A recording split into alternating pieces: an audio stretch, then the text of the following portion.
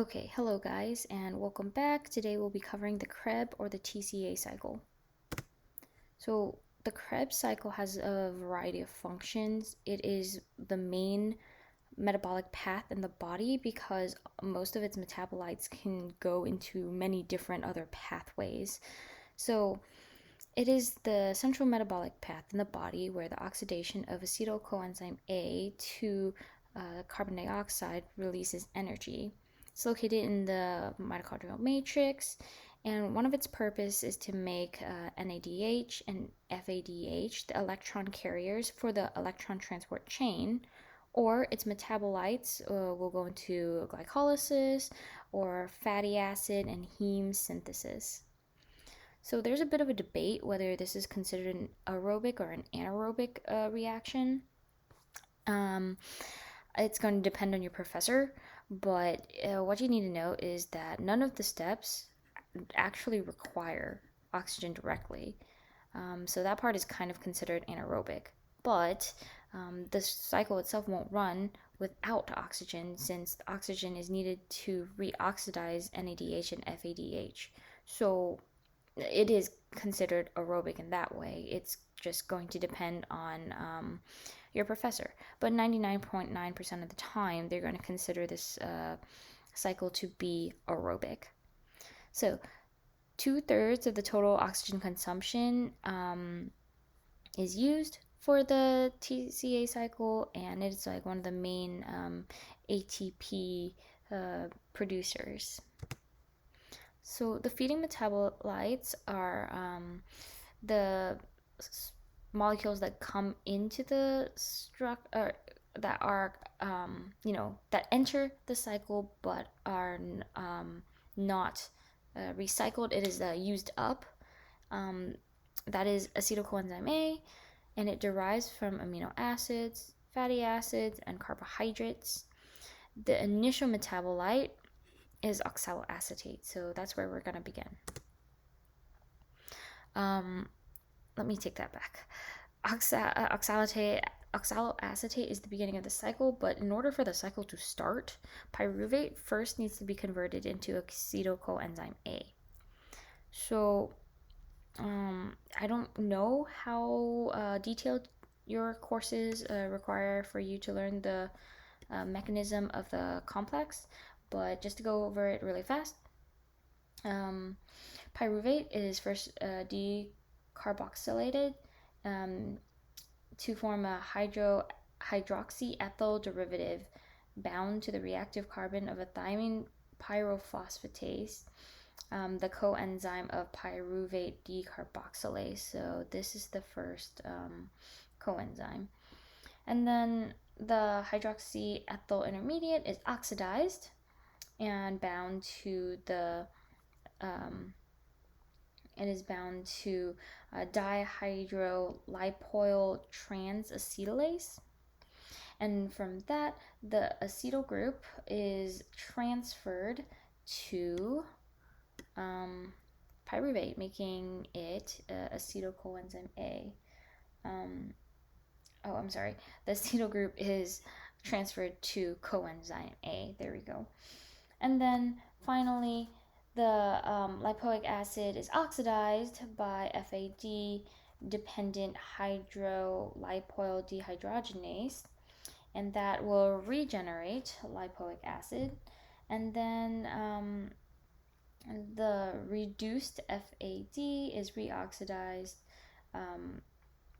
The reduced flavoprotein is reoxidized to FAD by dihydrolipoyl dehydrogenase. So that was a bit of a lot. Once again, I'm not sure how detailed you need to know, but we just require you to know that this is like the complex is made out of all these cofactors, and it is kind of like a one after another process. So just pyruvate, and then it is decarboxylated and then oxidized, and then the transfer to coenzyme A. So this particular complex is unique because it is activated when it's dephosphorylated. Most enzymes in the body are activated when phosphorylated. So this is the activation step of the Krebs cycle, and it is irreversible.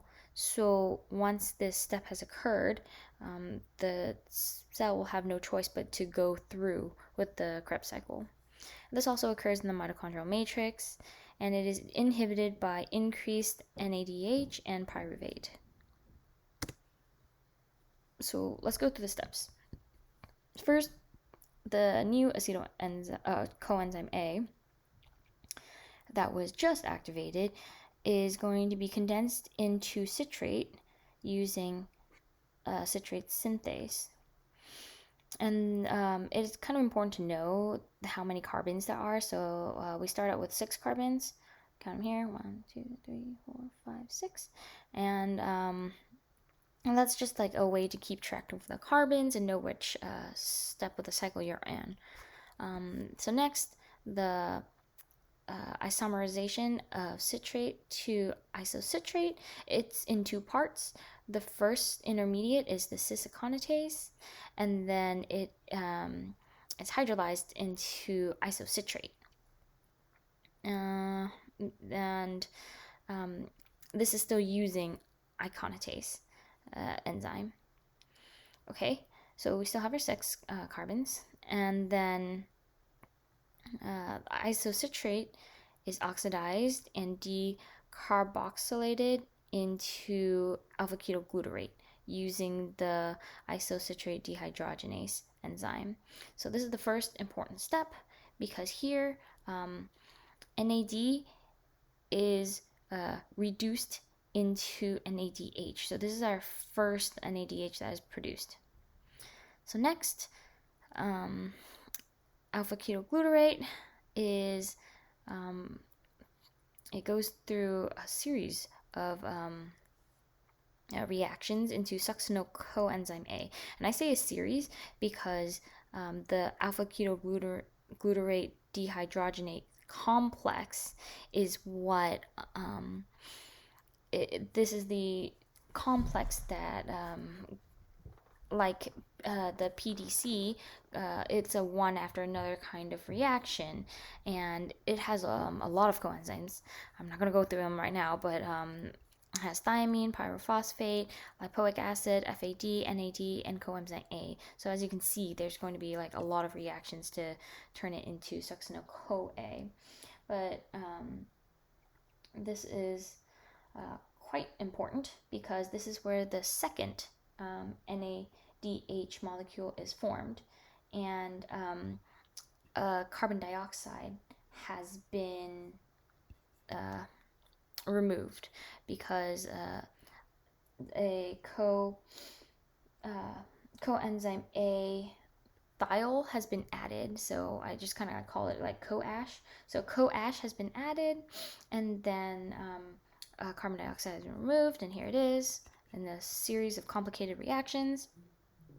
And then next, so we have succinyl coenzyme A now, and it is oxidized to succinate using succinyl coenzyme A synthetase. And this is important because this makes our GTP. So this GTP is equivalent to 1 ATP.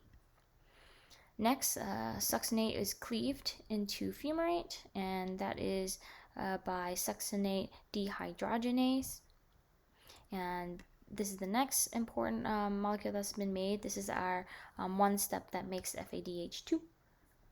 And then the next fumarate is hydrated, so water is added to make malate using the enzyme fumarase. This is the reversible step because this malate can go into several other different metabolic pathways. And then lastly, malate is oxidized into oxaloacetate, and in that we make our final NADH molecule.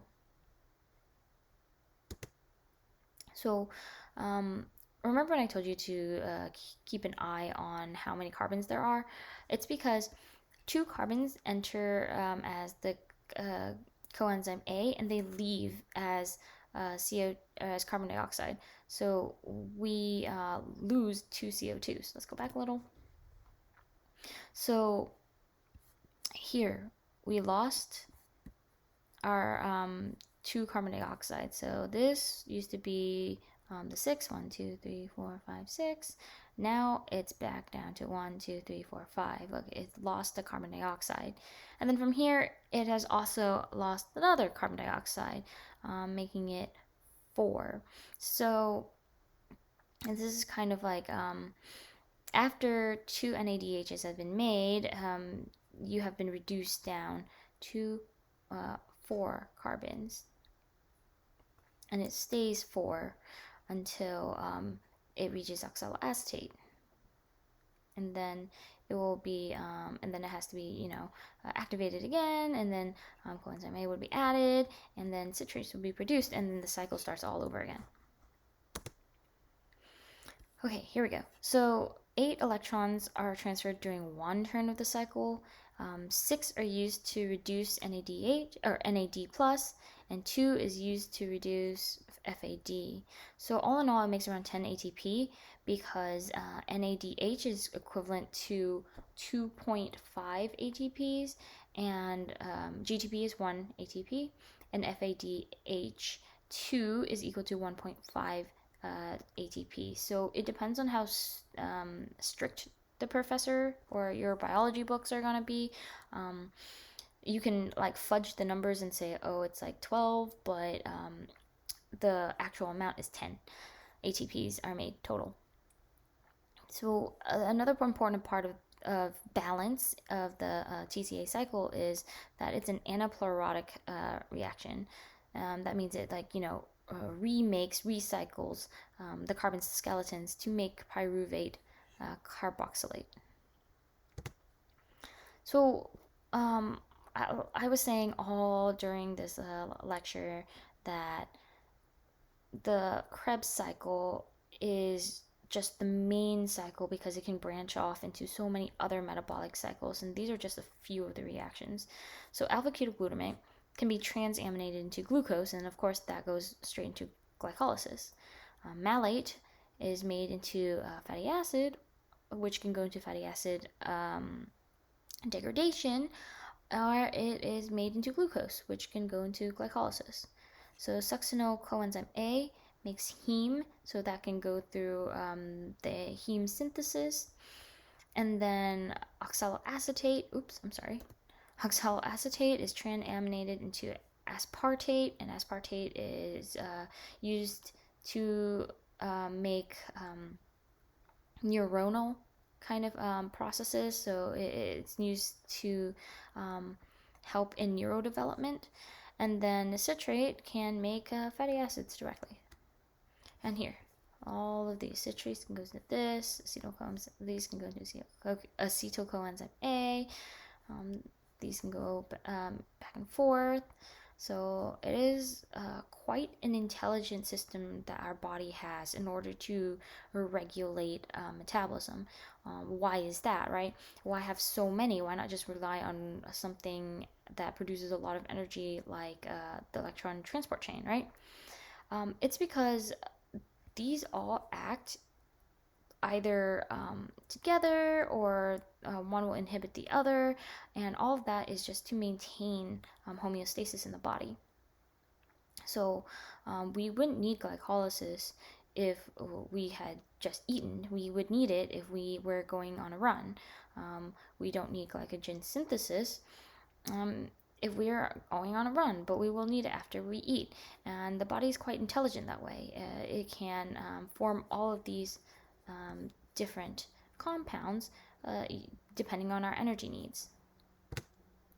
So it's important then for this cycle to be regulated, because one step in this getting messed up can mess up all those other cycles. Biotin is the cofactor of the TCA cycle because it adds the carbon dioxide. The pyruvate dehydrogenase complex is inhibited by high levels of ATP, coenzyme A, and NADH. Citrate synthesis is inhibited by basically the same things, along with succinyl coenzyme A and citrate. Isotrate dehydrogenase is inhibited by high ATP and NADH, and this is activated by high ADP and NAD plus concentrations. And alpha ketoglutamate dehydrogenase is inhibited by high ATP, NADH, and succinyl coenzyme A. So knowing the steps of the cycle is important, but knowing the steps of the regulation is more important. Think about it. So all of these steps are where energy is made, and it tells the body that if there's a lot of coenzyme A, that means that TCA cycle has been backed up.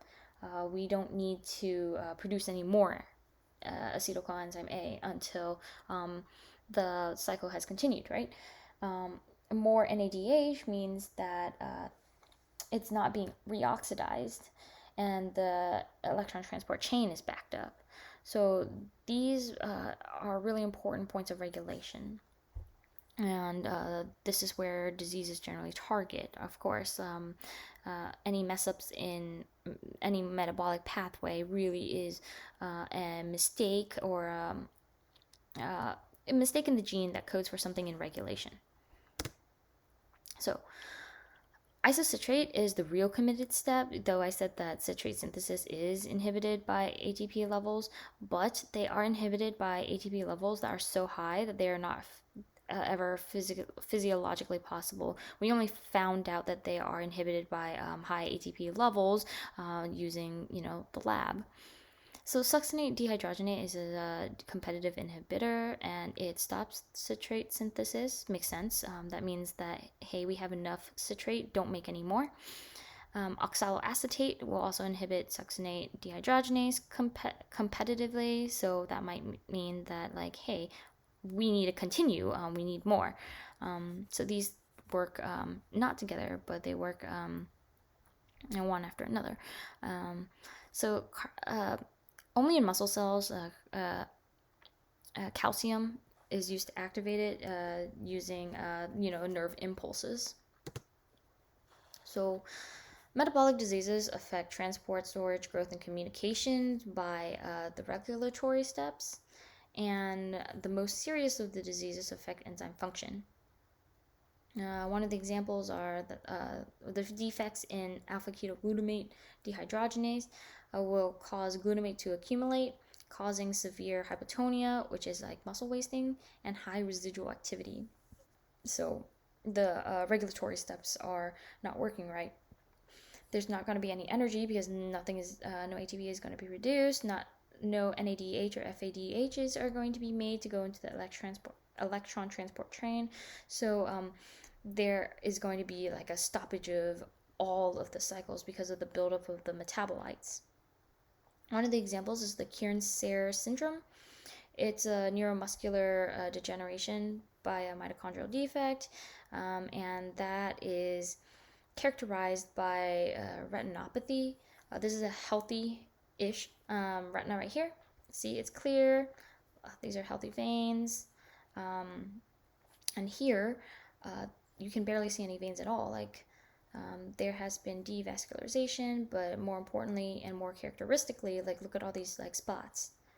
All these spots are not going to be here. So this person, all the spots in their retina is going to affect their vision. So eventually they will go blind. So that's it for now. Thank you for your attention and good luck studying.